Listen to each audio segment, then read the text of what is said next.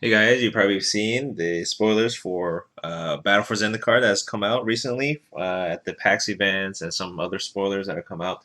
I think this set is going to be great. There's definitely a lot of new cards that I'm excited for. Eldrazi returning is always fun, and then they're not bringing back Annihilator, which is great for a lot of people. I am looking forward to it. I think this probably will be probably one of the most open sets in a time, mainly because Wizards the smart company, business company that they are, is putting in full art lands for shock lands and fetch lands and mythic foil status only. And I think a lot of people are going to be buying boxes for this. And as you can see, I think Star City Games have already raised up prices for booster boxes up to 109. So that pretty much is already an indication that this set is going to be open quite a bit. One of the cards that actually caught my eye was Omnath Locus of Rage. He's a legendary creature, he's an elemental, 4/7, 5/5. Landfall, whenever a land enters the battlefield under your control, put a 5/5 red and green elemental creature token onto the battlefield. And then whenever he or another elemental you control dies, it deals 3 damage to target creature or player. So as you can see, I think Wizards was pretty purposely making this card to make a commander. I think he may see some standard play because if you have enough ramp, I think you can come out on turn 4 or 5 or so. So that's definitely plausible. But I think he's more fun as a commander. His landfall ability is great. Putting a 5/5 for every landfall activation is pretty strong. And if you have enough cards that work with it, your elemental creature tokens are dying dealing lightning bolt damage to any creature or player is pretty strong. So I actually chose a couple of cards that I think would work very well for him in a commander deck. We have Ashnet's Altar, which is just a sack outlet for him. Sacking the elementals if they get targeted for anything or they're about to die anyway. Add mana to your mana pool and deal bolt damage to a creature or player. I think that's great. Especially working with some of the cards that I have here, like Fido Titan, is going to come back to you anyway. Spawn Wraith, if you have a lot of token copies of him, just go ahead and just sack them, deal lightning bolt damage to anything, and clear the board, which is awesome.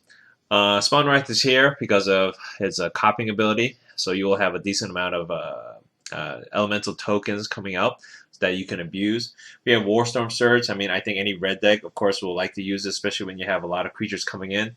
Landfall for 5 damage to a creature or player. I mean, that's pretty crazy. So I think that's a good choice to put in. Walker of the Grove is great because you just use it for evoke ability, bolt a creature or player, and get a 4/4 in the process. So that's always good. So we have a couple other ones like Fertilid. You ramp growth twice, deal bolt damage in the process. Howling Grizzleband is actually surprisingly an elemental hound, and the Undying ability I'm assuming would activate his bolt ability as well. Fido Titan is always a good card to just sack stuff to and get it back in the process. Telling Tree Folk will get your lands back that you've been sacrificing or just like discarding or whatever to get to bring in elementals and just bringing them back and using them again is always good. Titania, Protector of Argoth, I think was made for him basically. You're bringing back lands from your graveyard, and whenever a land you control dies or put in the graveyard, you get a 5/3 green elemental creature. So there's definitely synergy there, and I think that's going to be a lot of fun when you have those two out at the same time. Sword of the Animus, is a rampant growth every time you're going to attack with them, which is something you're definitely going to be doing. Momentous Fall is a nice way to get some card draw in the process while dealing bolt damage. Elemental Bond is always is another good card because every time you get an elemental, you're basically getting another card in the process. So this is going to be a lot of fun too.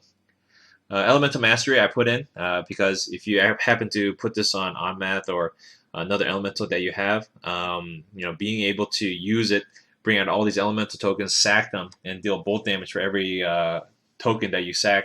I think that's going to be a lot of fun to play. So I'm probably going to definitely invest in a couple of these when he comes out.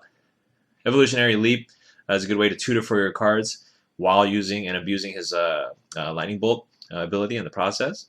Zendikar's Royal will give you a good source of elementals and elemental creature tokens. and so you can just sack them as well. Paralyze will, of course, double your tokens. If you guys happen to have money to buy Doubling Season, you can definitely use that as well. Felden of the Third Path is a good card because, remember, unlike most Untimed the Turn creatures, this guy actually makes you sacrifice a creature, so it does count as dying. And if you have any elementals in your graveyard, you can just bring them back, sack them, get bolt damage, and you know, have a lot of fun with this guy. I think he's going to be a lot of fun with Omnath as well. Rakamara will keep you giving you elemental tokens that do not die, and so you can either be constantly dealing 3 damage or just sacrificing them for bolts. Creeping Renaissance is great because you can bring back all the lands that you had in your graveyard back into your hand.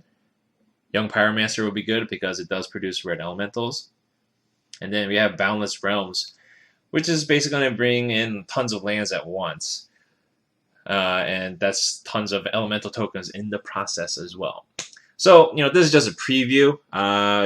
As you guys can see, there's definitely a lot of fun cards that will go along with Omnath. I think it's going to be a lot of fun to play with them. I'm definitely looking forward to the release of Battle for Zendikar. I think it's going to be a fun set. Eldrazi returning. And we probably won't see Emrakul in this set, according to some people. But, you know, this set, it looks a lot of fun. And again, because of those mythic rare lands, you will probably see this set being the most open in quite some time. Well, I hope you guys had some interesting ideas when seeing these cards. I hope you guys have fun making a deck like this as well. I will see you guys next episode. Thanks for watching.